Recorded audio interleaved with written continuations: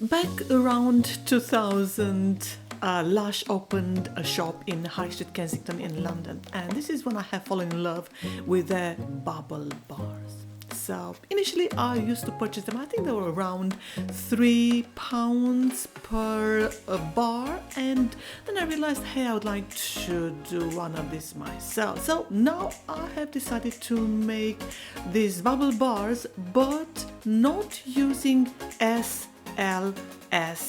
which is sodium lauryl sulfur acetate. Instead, I used bubble liquid, and because of this I had to adjust the recipe. There are so many recipes around, and always the base is formed by the baking soda. It's also used as a cleaner, a deodorizer, and I'm going to take you through the recipe later on. The next item I used was cornstarch. Why? Because it gives this fondant texture. It's a skin softener, can be replaced with tapioca starch or arrowroot powder, and tapioca powder gives thicker properties than the cornstarch though. The next item is the cream of tartar, which is a stabilizer for the bubble bar and for the components to stick. It's a thickening agent and also can be replaced. Now this is what I have used instead of SLSA, is the foaming bath, and has to be very concentrated, because if it's less concentrated it will lead to less bubbles. The next one is the glycerin, which is great against the drying effect if you use the SLSA and make the bubble bars stay soft. The next has to be the coconut oil, because it moisturizes your skin. The oil holds all the components together and can be replaced with almond or castor oil. Colorant, you can use any color you want, that has to be concentrated, and pastel colors will look better. Now, regarding the essential oil you are going to use, clearly are going to give the smell of your bubble bar, and I was fortunate to have these amazing oils I purchased some years ago online in the UK. So these, I think I purchased some 3 sets, are similar to the smells of very, very famous perfumes made by Chanel and other designers. I think I have got like some 20 oils, and I used only a little bit. Of course, you need to have gloves to protect your fingers and not having that dough get under your fingers. And of course, you need parchment paper or wax paper, because roll your dough much better. So never use aluminium foil or cling film.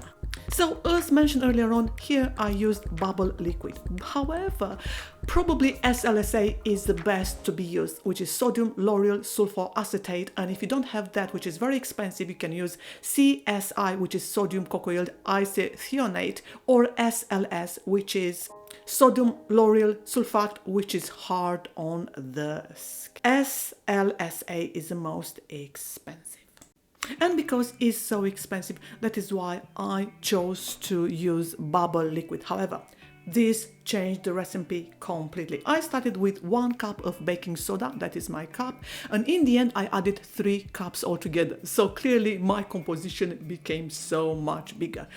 1/3 cup cream of tartar, 1/3 cup cornstarch, 1/3 cup glycerin, 1/3 cup coconut oil, then 1 cup bubble liquid, plus oils, plus color, as you saw earlier on. So because of the bubble liquid, this changed the composition, and as I said, in the end I had to add 3 cups altogether of soda bicarbonate. So I didn't want to get as much. I wanted to start with something small. This was my first attempt. However, I got quite a lot. So in the end, I got 15 bars. 15 bars are going to last me a long time. However, bearing in mind they're so expensive, I found them in Canada.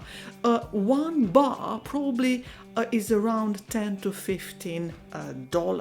So if you multiply by 15 how many I made, you have $225 well, maybe including or excluding the tax.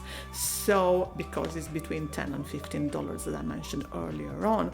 So clearly I saved some money, because excluding the soda bicarbonate which I had in the house, for the rest of the items and the color gel, for the rest of the items I paid around $40 something on Amazon. So clearly I saved lots of money. So when you add the color, my color was not that great, so in the future I'm going to add something else. You have to separate the dough. So I separate into the white and the pink, as you can see here. And I put the pink on top of the white.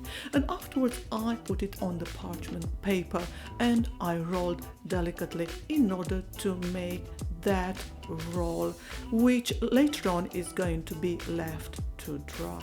However, it dried very fast. So 24 hours later, I already put it in cellophane or in cling film, as it's called around the world, and ever since is just perfect. So you have to go delicately in order to ensure that your components are not going to go around. Even so, because of all these we put together, it sticks so well. I'm very happy I kept all these oils I purchased several years ago in London. They said they should last for 1 year only. However, it's 3-4 years later and they still smell absolutely divine. And I put only a few drops, and my gosh, they smell like Chanel No. 5. Just amazing.